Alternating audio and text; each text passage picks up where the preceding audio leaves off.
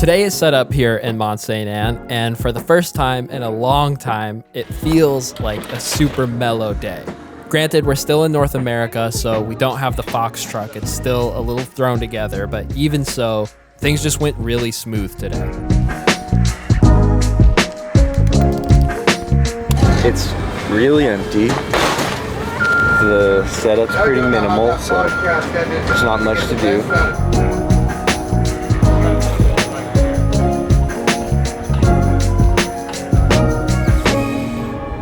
How is the journey over? We got to hear Jordy's side, but not yours. My version's less dramatic. We got there, we fiddled around for a bit, found some numbers. I offered him Jordy, I said you can have him. Do as you wish with this fella. I'm just going home. And then we were home. We had the most glorious travel. For a change, role reversal, Jordy and Pete got to feel what it's like to be me and Taj driving between races and not flying, and me and Taj got to feel like what everyone else gets flying between races. Sauntered in, easy, on the flight, easy. Didn't have to get our bags at the end, easy. But funnily enough, I still would rather drive because Really? I hate airports. There's something about sitting around waiting in airports that just sucks. Whereas driving, at least you're always getting somewhere. But I like driving. I like trucking across the countryside and seeing all the views change and stuff. What's it like around here? What's the... Riding is really fun, as long as you don't get lost, but you're gonna get lost. It's inevitable. Think you can ride across there?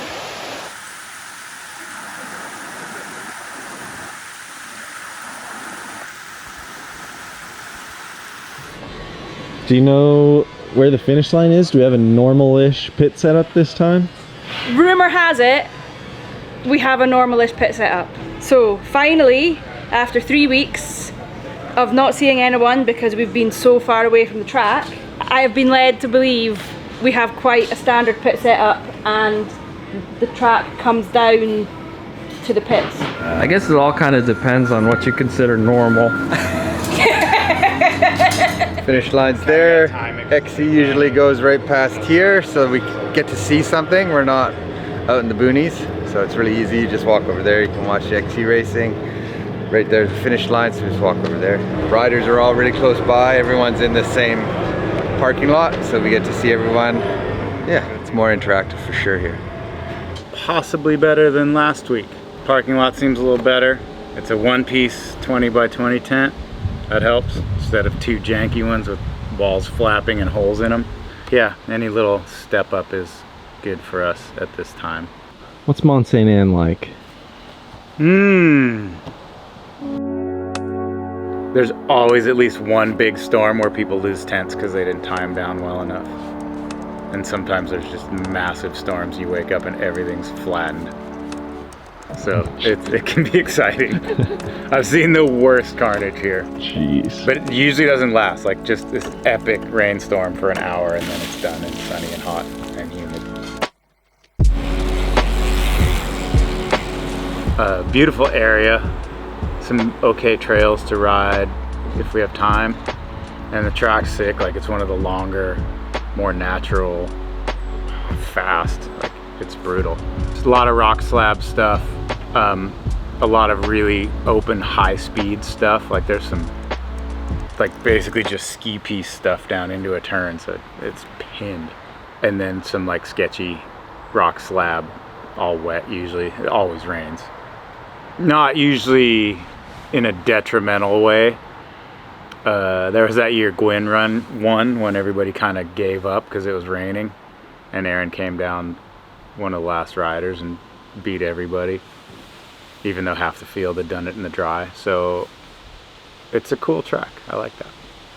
How are we looking for tomorrow? I think we're looking okay for tomorrow. I'm hoping it's, I know it'll be quieter than Snowshoe.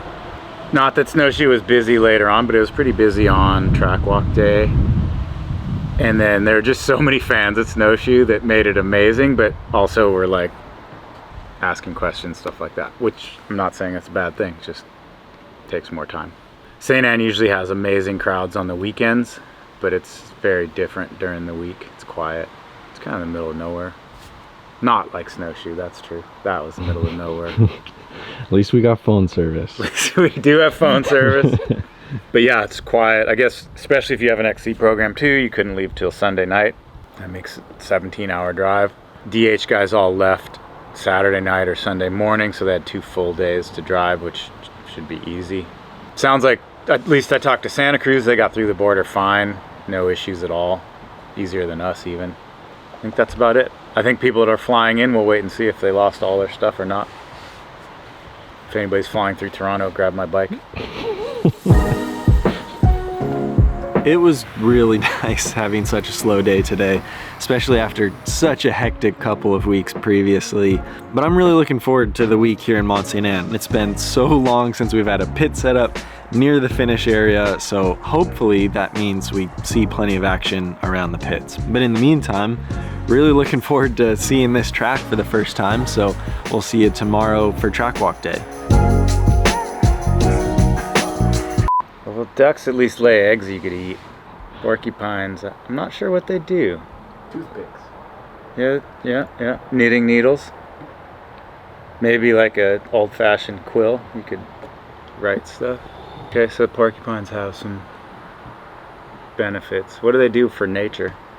What do porcupines do? What do you mean? What do they do? What do they eat? What do they do Like with their possums eat lives? ticks. Oh, hell yeah, I love possums. Yeah, exactly. Porcupines gotta eat ticks too. That'd be cool if they ate ticks. I stepped on one of those fuckers once. It hurt so bad. In the middle of the night, going to an outhouse. A porcupine? Yeah. Oh my god. Like, I don't know if I kicked it or stepped on it.